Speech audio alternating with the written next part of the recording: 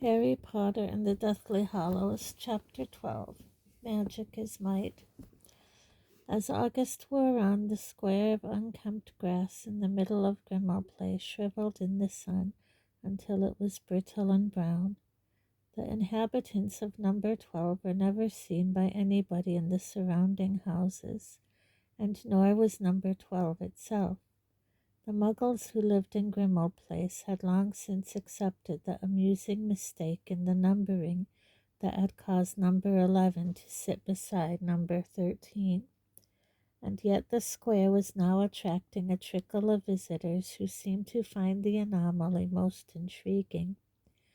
Barely a day passed without one or two people arriving in Grimmauld Place with no other purpose, or so it seemed, than to lean against the railings facing numbers 11 and 13, watching the join between the two houses. The lurkers were never the same 2 days running, although they all seemed to share a dislike for normal clothing. Most of the Londoners who passed them were used to eccentric dressers and took little notice, though occasionally one of them might glance back, wondering why anyone would wear such long cloaks in this heat. The watchers seemed to be gleaning little satisfaction from their vigil. Occasionally one of them started forwards excitedly, as if they had seen something interesting at last, only to fall back looking disappointed. On the first day of September there were more people lurking in the square than ever before. Half a dozen men in long cloaks stood silent and watchful, gazing as ever at houses 11 and 13, but the thing for which they were waiting still appeared elusive. As evening drew in, bringing with it an unexpected gust of chilly rain for the first time in weeks, there occurred one of those inexplicable moments when they appeared to have seen something interesting. The man with the twisted face pointed, and his closest companion, a podgy, pallid man, started forwards, but a moment later they had relaxed into their previous state of inactivity, looking frustrated and disappointed. Meanwhile, inside Number 12, Harry had just entered the hall. He had nearly lost his balance as he apparated onto the top step just outside the front door, and thought that the Death Eaters might have caught a glimpse of his momentarily exposed elbow. Shutting the front door carefully behind him, he pulled off the invisibility cloak, draped it over his arm, and hurried along the gloomy hallway towards the door that led to the basement, a stolen copy of the Daily Prophet clutched in his hand. The usual low whisper of "Severus Snape" greeted him. The chill wind swept him, and his tongue rolled up for a moment. "I didn't kill you," he said once it had unrolled, then held his breath as the dusty Jinx figure exploded. He waited until he was halfway down the stairs to the kitchen, out of earshot of Mrs. Black and clear of the dust cloud, before calling, "I've got news, and you won't like it." The kitchen was almost unrecognizable. Every surface now shone. Copper pots and pans had been burnished to a rosy glow. The wooden tabletop gleamed. The goblets and plates already laid for dinner glinted in the light from a merrily blazing fire, on which a cauldron was simmering. Nothing in the room, however, was more dramatically different than the house elf who now came hurrying towards Harry, dressed in a snowy white towel, his ear hair as clean and fluffy as cotton wool, Regulus's locket bouncing on his thin chest. "Shoes off, if you please, Master Harry, and hands washed before dinner," croaked Creature, seizing the invisibility cloak and slouching off to hang it on a hook on the wall, beside a number of old-fashioned robes that had been freshly laundered. "What's happened?" Ron asked apprehensively. He and Hermione had been poring over a leaf of scribbled notes and hand-drawn maps that littered the end of the long kitchen table, But now they watched Harry as he strode towards them and threw down the newspaper on top of their scattered parchment. A large picture of a familiar, hook-nosed, black-haired man stared up at them all beneath a headline that read, Severus Snape confirmed as Hogwarts headmaster. No, said Ron and Hermione loudly. Hermione was quickest. She snatched up the newspaper and began to read the accompanying story out loud. Severus Snape, long-standing potions master at Hogwarts School of Witchcraft and Wizardry, was today appointed headmaster in the most important of several staffing changes at the ancient school. Following the resignation of the previous Muggle Studies teacher, Alecto Cara will take over for the post while her brother Amicus fills the position of Defense Against the Dark Arts professor. I welcome the opportunity to uphold our finest wizarding traditions and values, like committing murder and cutting off people's ears, I suppose. Snape, headmaster. Snape in Dumbledore's study. Merlin's pants, she shrieked, making both Harry and Ron jump. She leaped up from the table and hurtled from the room, shouting as she went, I'll be back in a minute. Merlin's pants, repeated Ron, looking amused. She must be upset. He pulled the newspaper towards him and perused the article about Snape. The other teachers won't stand for this. McGonagall and Flitwick and Sprout all know the truth.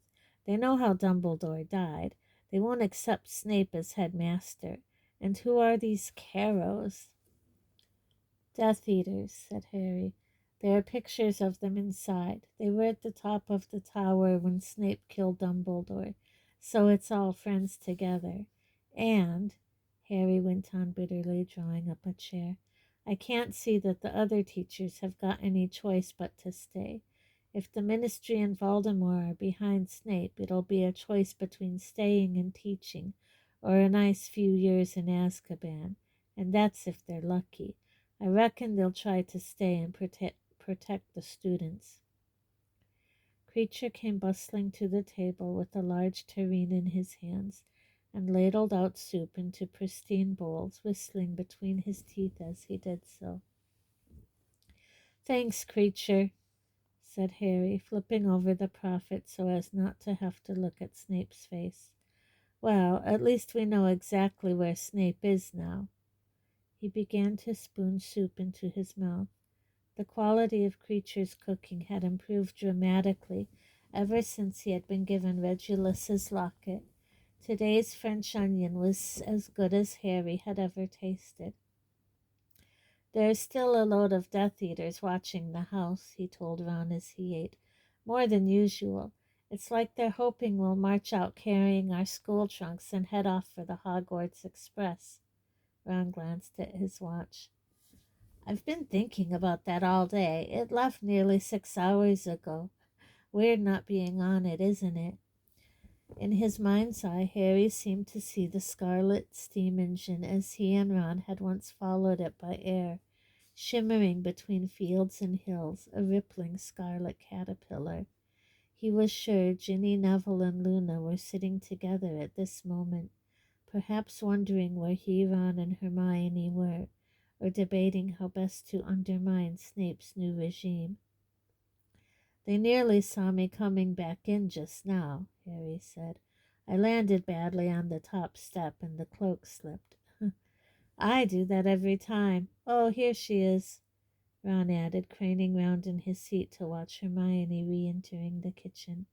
And what in the name of Merlin's most baggy Y-fronts was that about?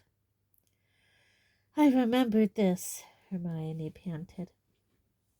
She was carrying a large framed picture, which she now lowered to the floor before seizing her small beaded bag from the kitchen dresser. Opening it, she proceeded to force the painting inside, and despite the fact that it was patently too large to fit inside the tiny bag, within a few seconds it had vanished, like so much else, into the bag's capacious depths. Phineas Nigellus, Hermione explained as she threw the bag onto the kitchen table with the usual sonorous clanking crash. Sorry, said Ron, but Harry understood. The painted image of Phineas Nigellus Black was able to flit between his portrait in Grimmauld Place and the one that hung in the headmaster's office at Hogwarts, the circular tower-top room where Snape was no doubt sitting right now, in triumphant possession of Dumbledore's collection of delicate silver magical instruments, the stone pensieve, the sorting hat, and, unless it had been moved elsewhere, the sword of Gryffindor. Snape could send Phineas Nigellus to look inside this house for him, Hermione explained to Ron as she resumed her seat. But let him try it now. All Phineas Nigellus will be able to see is the inside of my handbag. Good thinking, said Ron, looking impressed. Thank you, smiled Hermione, pulling her soup towards her. So, Harry, what else happened today? Nothing, said Harry. Watched the ministry entrance for 7 hours. No sign of her. Saw your dad, though, Ron. He looks fine. Ron nodded his appreciation of this news. They had agreed that it was far too dangerous to try to communicate with Mr. Weasley while he walked in and out of the ministry, because he was always surrounded by other ministry workers. It was, however, reassuring to catch these glimpses of him, even if he did look very strained and anxious. Dad always told us most ministry people use the flu network to get to work, Ron said. That's why we haven't seen Umbridge. She'd never walk. She thinks she's too important. And what about that funny old witch and that little wizard in the navy robes? Hermione asked. Oh, yeah, the bloke for magical maintenance, said Ron. How do you know he works for magical maintenance? Hermione asked, her soup spoon suspended in midair. Dad said everyone for magical maintenance wears navy blue robes. But you never told us that. Hermione dropped her spoon and pulled towards her the sheaf of notes and maps that she and Ron had been examining when Harry had entered the kitchen. There's nothing in here about navy blue robes. Nothing, she said, flipping feverishly through the pages. Well, does it really matter? Ron, it all matters.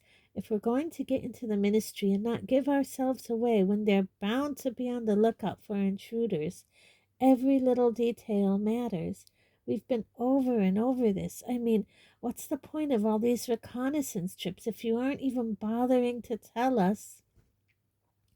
Blimey, Hermione, I forget one little thing. You do realize, don't you, that there's probably no more dangerous place in the whole world for us to be right now than the Ministry of... I think we should do it tomorrow, said Harry. Hermione stopped dead, her jaw hanging. Ron choked a little over his soup. Tomorrow? Repeated Hermione. You aren't serious, Harry. I am, said Harry. I don't think we're going to be much better prepared than we are now, even if we skulk around the ministry entrance for another month. The longer we put it off, the further away that locket could be. There's already a good chance Umbridge has chucked it away. The thing doesn't open. Unless, said Ron, she's found a way of opening it and she's now possessed. Wouldn't make any difference to her. She was so evil in the first place. Harry shrugged. Hermione was biting her lip deep in thought. We know everything important, Harry went on, addressing Hermione. We know they've stopped apparition in and out of the ministry. We know only the most senior ministry members are allowed to connect their homes to the flu network now, because Ron heard those two unspeakables complaining about it. And we know roughly where Umbridge's office is, because of what you heard that bearded bloke saying to his mate. I'll be up on level 1. Dolores wants to see me, Hermione recited immediately. Exactly, said Harry. And we know you get in using those funny coins or tokens or whatever they are, because I saw that witch borrowing one from her friend. But we haven't got any. If the plan works, we will have, Harry continued calmly. I don't know, Harry. I don't know. There's an awful lot of things that could go wrong. So much relies on chance. That'll be true even if we spend another 3 months preparing, said Harry. It's time to act. He could tell from Ron and Hermione's faces that they were scared. He was not particularly confident himself, and yet he was sure the time had come to put their plan into operation. They had spent the previous 4 weeks taking it in turns to don the invisibility cloak and spy on the official entrance to the ministry, which Ron, thanks to Mr. Weasley, had known since childhood. They had tailed ministry workers on their way in, eavesdropped on their conversations, and learned by careful observation which of them could be relied upon to appear alone at the same time every day. Occasionally there had been a chance to sneak a daily profit out of somebody's briefcase. Slowly they had built up the sketchy maps and notes now stacked in front of Hermione. All right, said Ron slowly. Let's say we go for it tomorrow. I think it should just be me and Harry. Don't start that again, sighed Hermione. I thought we'd settled this. It's one thing hanging around the entrances under the cloak, but this is different, Hermione. Ron jabbed a finger at a copy of the Daily Prophet dated 10 years previously. You're on the list of Muggleborns who didn't present themselves for interrogation. And you're supposed to be dying of spattergroy at the Burrow. If anyone shouldn't go, it's Harry. He's got a 10,000 galleon price on his head. Fine, I'll stay here, said Harry. Let me know if you ever defeat Voldemort, won't you? As Ron and Hermione laughed, pain shot through the scar on Harry's forehead. His hand jumped to it. He saw Hermione's eyes narrow, and he tried to pass off the movement by brushing his hair out of his eyes. Well, if all 3 of us go, we'll have to disapparate separately, Ron was saying. We can't all fit under the cloak anymore. Harry's scar was becoming more and more painful. He stood up. At once Kreacher hurried forwards. Master has not finished his soup. Would Master prefer the savory stew or else the treacle tart to which Master is so partial? Thanks, Kreacher, but I'll be back in a minute. Bathroom. Aware that Hermione was watching him suspiciously, Harry hurried up the stairs to the hall and then to the first landing, where he dashed into the bathroom and bolted the door again. Grunting with pain, he slumped over the black basin with its taps in the form of open-mouthed serpents and closed his eyes. He was gliding along a twilit street. The buildings on either side of him had high timbered gables. They looked like gingerbread houses. He approached one of them, then saw the whiteness of his own long-fingered hand against the door. He knocked.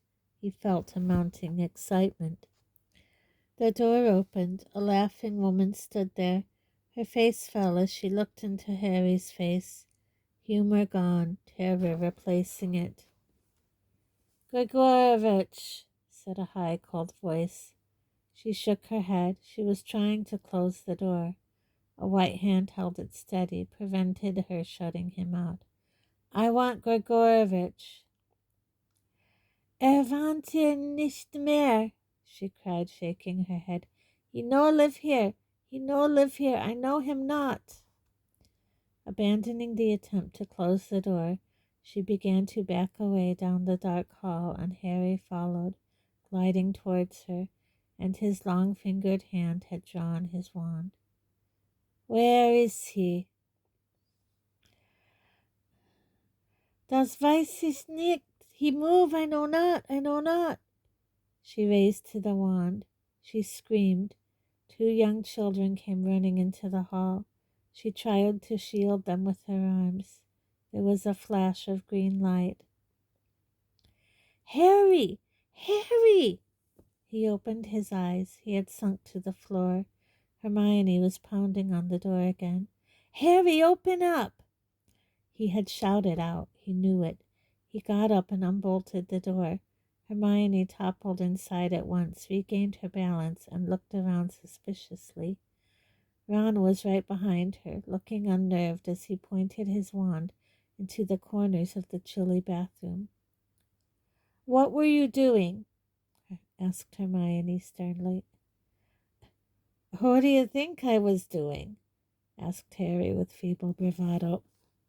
You were yelling your head off, said Ron. Oh, yeah, I must have dozed off for... Harry, please don't insult our intelligence, said Hermione, taking deep breaths. We know your scar hurt downstairs, and you're white as a sheet. Harry sat down on the edge of the bath. Fine. I've just seen Voldemort murdering a woman. By now he's probably killed her whole family, and he didn't need to. It was Cedric all over again. They were just there. Harry, you aren't supposed to let this happen anymore, Hermione cried, her voice echoing through the bathroom. Dumbledore wanted you to use occlumency. He thought the connection was dangerous. Voldemort can use it, Harry. What good is it to watch him kill and torture? How can it help? Because it means I know what he's doing, said Harry. So you're not even going to try to shut him out? Hermione, I can't. You know I'm lousy at occlumency. I never got the hang of it. You never really tried, she said hotly.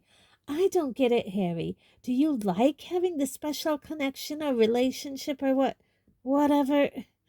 She faltered under the look he gave her as he stood up. Like it? He asked quietly. Would you like it? No, I'm sorry, Harry. I didn't mean. I hate it. I hate the fact that he can get inside me, that I have to watch him when he's most dangerous. But I'm going to use it. Dumbledore, forget Dumbledore. This is my choice, nobody else's. I want to know why he's after Grigorovich. Who? He's a foreign wand maker, said Harry. He made Crumb's wand, and Crumb reckons he's brilliant. But according to you, said Ron, Voldemort's got Ollivander locked up somewhere. If he's already got a wand maker, what does he need another one for? Maybe he agrees with Crumb. Maybe he thinks Grigorovich is better. Or else he thinks Grigorovich will be able to explain what my wand did when he was chasing me, because Ollivander didn't know. Harry glanced into the cracked, dusty mirror and saw Ron and Hermione exchanging skeptical looks behind his back. Harry, you keep talking about what your wand did, said Hermione, but you made it happen. Why are you so determined not to take responsibility for your own power? Because I know it wasn't me, and so does Voldemort, Hermione. We both know what really happened. They glared at each other. Harry knew that he had not convinced Hermione and that she was marshalling counter-arguments against both his theory on his wand and the fact that he was permitting himself to see into Voldemort's mind. To his relief, Ron intervened. Drop it, he advised her. It's up to him. And if we're going to the ministry tomorrow, don't you reckon we should go over the plan? Reluctantly, as the other two could tell, Hermione let the matter rest, though Harry was quite sure she would attack again at the first opportunity. In the meantime, they returned to the basement kitchen, where Creature served them all stew and treacle tart. They did not get to bed until late that night, after spending hours going over and over their plan until they could recite it, word perfect, to each other. Harry, who was now sleeping in Sirius's room, lay in bed with his wand light trained on the old photograph of his father, Sirius Lupin, and Pettigrew, and muttered the plan to himself for another 10 minutes. As he extinguished his wand, however, he was thinking not of Polyjuice Potion, puking pastils, or the navy blue robes of magical maintenance. He thought of Grigorovitch the wand maker, and how long he could hope to remain hidden while Voldemort sought him so determinedly. Dawn seemed to follow midnight with indecent haste. "You look terrible," was Ron's greeting as he entered the room to wake Harry. "Not for long," said Harry, yawning. They found Hermione downstairs in the kitchen. She was being served coffee and hot rolls by Kreacher, and wearing the slightly manic expression that Harry associated with exam revision. "Robes," she said under her breath, acknowledging their presence with a nervous nod and continuing to poke around in her beaded bag. "Polyjuice Potion, invisibility cloak, decoy detonators. You should each take a couple just in case. Puking pastils, nosebleed nougat, extendable ears." They gulped down their breakfast and set off upstairs, Kreacher bowing them out and promising to have a steak and kidney pie ready for them when they returned. "Bless him," said Ron fondly. "And when you think I used to fantasize about cutting off his head and sticking it on the wall." They made their way onto the front step with immense caution. They could see a couple of puffy-eyed Death Eaters watching the house from across the misty square. Hermione disapparated with Ron first, then came back for Harry. After the usual brief spell of darkness and near suffocation, Harry found himself in the tiny alleyway where the first phase of their plan was scheduled to take place. It was as yet deserted except for a couple of large bins. The first ministry workers did not usually appear here until at least 8 o'clock. "Right then," said Hermione, checking her watch. "She ought to be here in about 5 minutes, when I've stunned her." "Hermione, we know," said Ron sternly.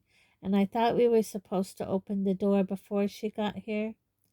Hermione squealed. "I nearly forgot. Stand back." She pointed her wand at the padlocked and heavily graffitied fire door beside them, which burst open with a crash. The dark corridor behind it led, as they knew from their careful scouting trips, into an empty theater. Hermione pulled the door back towards her to make it look as though it was still closed. "And now," she said, turning back to face the other two in the alleyway, "we put on the cloak again." "And we wait," Ron finished, throwing it over Hermione's head like bays over a budgerigar and rolling his eyes at Harry. Little more than a minute later, there was a tiny pop, and a little ministry witch with flyaway gray hair apparated feet from them, blinking a little in the sudden brightness. The sun had just come out from behind a cloud. She barely had time to enjoy the unexpected warmth, however, before Hermione's silent stunning spell hit her in the chest and she toppled over. "Nicely done, Hermione," said Ron, emerging from behind a bin beside the theater door as Harry took off the invisibility cloak. Together they carried the little witch into the dark passageway that led backstage. Hermione plucked a few hairs from the witch's head and added them to a flask of muddy Polyjuice Potion she had taken from the beaded bag. Ron was rummaging through the little witch's handbag. "She's Mafalda Hopkirk," he said, reading a small card that identified their victim as an assistant in the improper use of magic office. "You'd better take this, Hermione, and here are the tokens." He passed her several small gold coins, all embossed with the letters M.O.M., which he had taken from the witch's purse. Hermione drank the Polyjuice Potion, which was now a pleasant heliotrope color, and within seconds stood before them the double of Mafalda Hopkirk. As she removed Mafalda's spectacles and put them on, Harry checked his watch. We're running late. Mr. Magical Maintenance will be here any second. They hurried to close the door on the real Mafalda. Harry and Ron threw the invisibility cloak over themselves, but Hermione remained in view, waiting. Seconds later there was another pop, and a small ferrety-looking wizard appeared before them. "Oh, hello, Mafalda." "Hello," said Hermione in a quavery voice. "How are you today?" "Not so good, actually," replied the little wizard, who looked thoroughly downcast. As Hermione and the wizard headed for the main road, Harry and Ron crept along behind them. "I'm sorry to hear you're under the weather," said Hermione, talking firmly over the little wizard as he tried to expound upon his problems. It was essential to stop him reaching the street. "Here, have a sweet." Oh, no thanks." "I insist," said Hermione aggressively, shaking the bag of pastils in his face. Looking rather alarmed, the little wizard took one.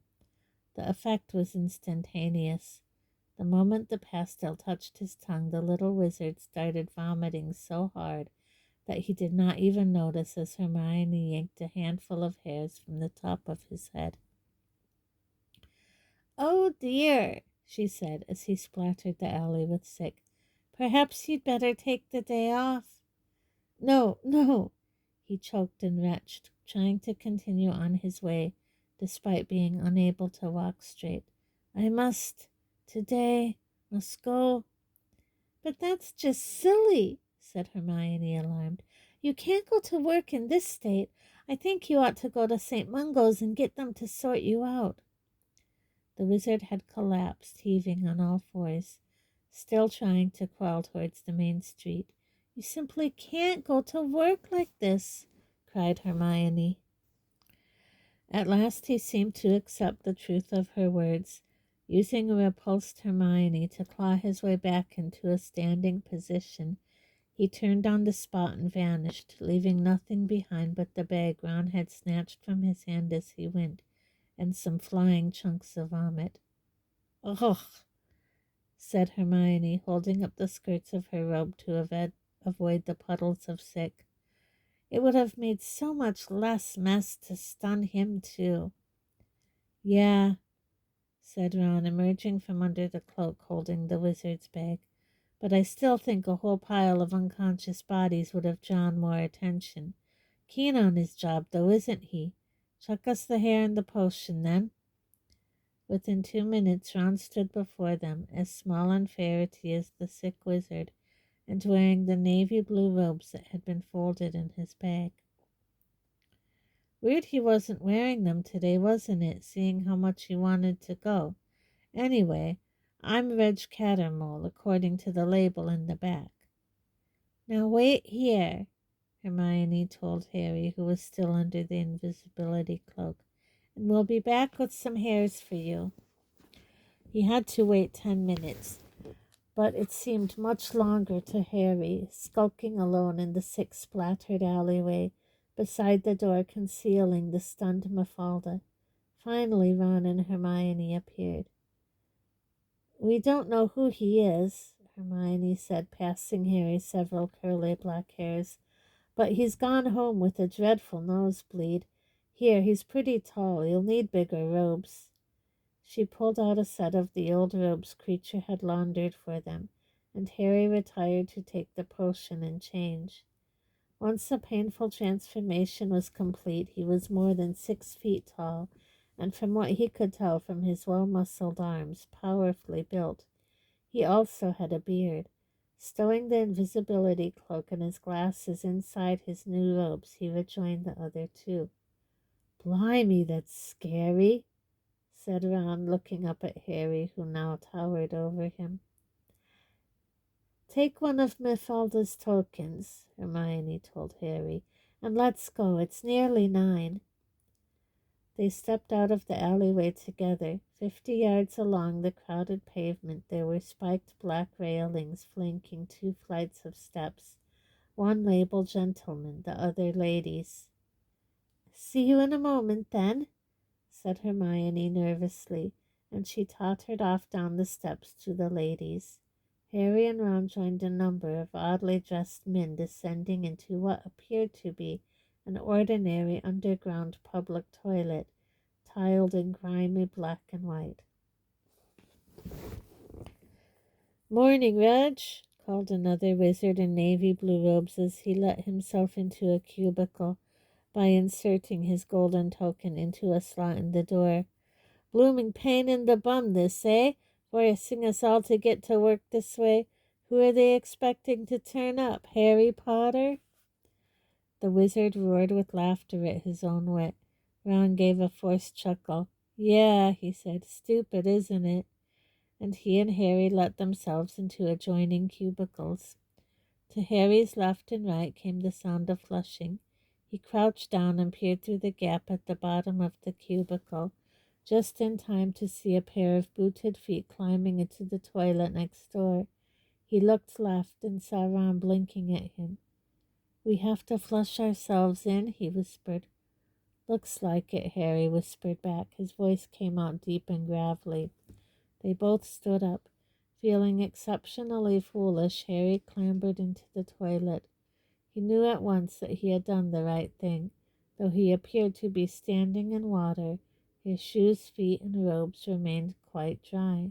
He reached up, pulled the chain, and next moment had zoomed down a short chute, emerging out of a fireplace into the Ministry of Magic. He got up clumsily. There was a lot more of his body than he was accustomed to. The great atrium seemed darker than Harry remembered it. Previously, a golden fountain had filled the entrance of the hall, casting shimmering spots of light over the polished wooden floor and walls. Now a gigantic statue of black stone dominated the scene.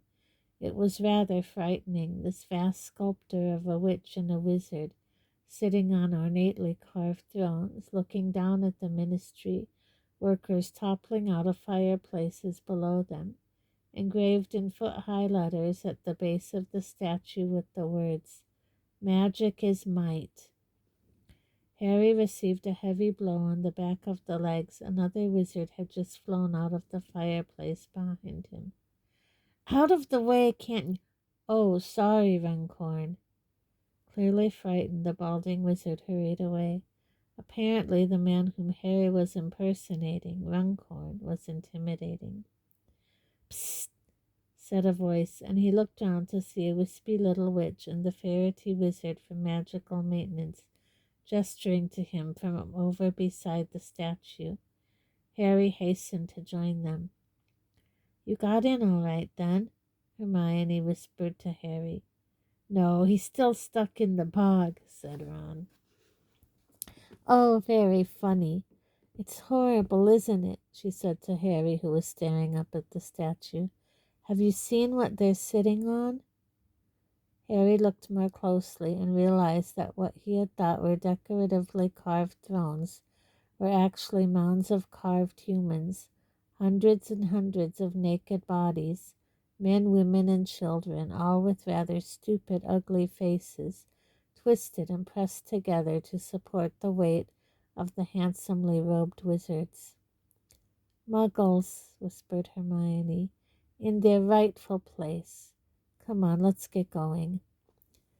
They joined the stream of witches and wizards moving towards the golden gates at the end of the hall, looking around as surreptitiously as possible, but there was no sign of the distinctive figure of Dolores Umbridge. They passed through the gates and into a smaller hall, where queues were forming in front of 20 golden grills housing as many lifts. They had barely joined the nearest one when a voice said, "Cat or mole?" They looked around. Harry's stomach turned over. One of the Death Eaters, who had witnessed Dumbledore's death, was striding towards them. The ministry workers beside them fell silent, their eyes downcast. Harry could feel fear rippling through them. The man's scowling, slightly brutish face was somehow at odds with his magnificent sweeping robes, which were embroidered with much gold thread. Someone in the crowd around the lifts called sycophantically, "Morning, Yaxley." Yaxley ignored them. I requested someone from magical maintenance to sort out my office, Cattermole. It's still raining in there. Ron looked around as though hoping somebody else would intervene, but no one spoke. Raining? In your office? That's not good, is it? Ron gave a nervous laugh. Yaxley's eyes widened. You think it's funny, Cattermole, do you? A pair of witches broke away from the queue for the lift and bustled off. No, said Ron. No, of course. You realize that I am on my way downstairs to interrogate your wife, Cattermole. In fact, I'm quite surprised you're not down there holding her hand while she waits. Already given her up as a bad job, have you? Probably wise. Be sure and marry a pureblood next time. Hermione had let out a little squeak of horror. Yaxley looked at her. She coughed feebly and turned away. I, stammered Ron. But if my wife were accused of being a mudblood, said Yaxley, not that any woman I married would ever be mistaken for such filth, and the head of the Department of Magical Law Enforcement needed a job doing, I would make it my priority to do that job, Cattermole. Do you understand me? Yes, whispered Ron. Then attend to it, Cattermole. And if my office is not completely dry within an hour, your wife's blood status will be an even graver doubt than it is now. The golden grill before them clattered open, with an odd and unpleasant smile to Harry, who was evidently expected to appreciate this treatment of Cattermole. Yaxley swept up towards another lift. Harry, Ron, and Hermione entered theirs, but nobody followed them. It was as if they were infectious. The grill shut with a clang, and the lift began to move upwards. What am I going to do? Ron asked the other two at once. He looked stricken. If I don't turn up, my wife, Cattermole's wife. We'll come with you. We should stick together, began Harry. But Ron shook his head feverishly. That's mental. We haven't got much time. You two find Umbridge. I'll go and sort out Yaxley's office. But how do I stop it raining? Try Finitic Incantatem, said Hermione at once. That should stop the rain if it's a hex or curse. If it doesn't, something's gone wrong with the atmospheric charm, which will be more difficult to fix. So as an interim measure, try impervious to protect his belongings. Say it again slowly, said Ron, searching his pockets desperately for a quill, but at that moment the lift juddered to a halt. A disembodied female voice said, Level 4, Department for the Regulation and Control of Magical Creatures, incorporating Beast, Being, and Spirit Divisions, Goblin Liaison Office, and Pest Advisory Bureau. And the grill slid open again, admitting a couple of wizards and several pale violet paper airplanes that fluttered around the lamp and the ceiling of the lift. Morning, Albert, said a bushily whiskered man, smiling at Harry. He glanced over at Ron and Hermione as the lift creaked upwards once more. Hermione was now whispering frantic instructions to Ron. The wizard leaned towards Harry, leering, and muttered, Dirk Cresswell, eh? From Goblin Liaison? Nice one, Albert. I'm pretty confident I'll get his job now. He winked. Harry smiled back, hoping that this would suffice. The lift stopped. The grills opened once more. Level 2, Department of Magical Law Enforcement, including the Improper Use of Magic Office, Order Headquarters, and Wizengamot Administration Services, said the disembodied witch's voice. Harry saw Hermione give Ron a little push, and he hurried out of the lift, followed by the other wizards, leaving Harry and Hermione alone. The moment the golden door had closed, Hermione said very fast, Actually, Harry, I think I'd better go after him. I don't think he knows what he's doing, and if he gets caught, the whole thing... Level 1, Minister for Magic and Support Staff. The golden grill slid apart again, and Hermione gasped. 4 people stood before them, 2 of them in deep conversation. A long-haired wizard wearing magnificent robes of black and gold, and a squat, toad-like witch wearing a velvet bow in her short hair and clutching a clipboard to her chest.